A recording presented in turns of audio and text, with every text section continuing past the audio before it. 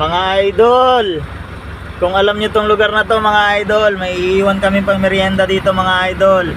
Sa mga taga QC dyan mga idol, may iiwan kami maagang pamasko mga idol. Si Alan Biyahero Vlogs. Alan Pentevilla mga idol, sa makakita nito mga idol, pakipicture na lang tapos i-comment nyo na lang sa baba. Dito lang to sa QC mga idol, kung alam nyo tong lugar na to.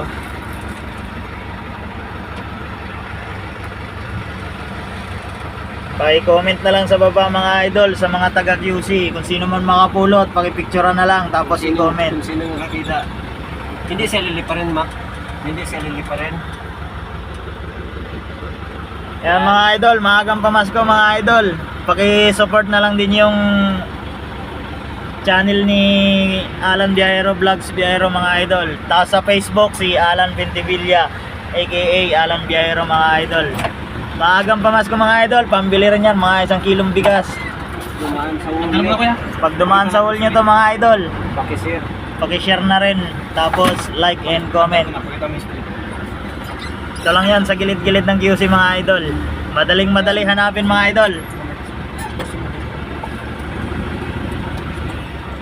Ayan mga idol oh. Ito yung landmark natin. Ayan mga idol. Sa mga taga QC dyan. Kaya pag dumaan sa yung wall nyo yan mga idol, baka mayroon kayong mga kaibigan, kamag-anak dito sa lugar na to. Paki-ano na lang para ano nyo, para makuha nila yung maaga natin pamasko mga idol. Kasi kahit maliit lang yan mga idol, pero malaking bagay na rin yan. Baka pwede na rin makapangbili ng bigas, ulam. Yung mga idol, maraming salamat. Hanggang sa susunod mga idol.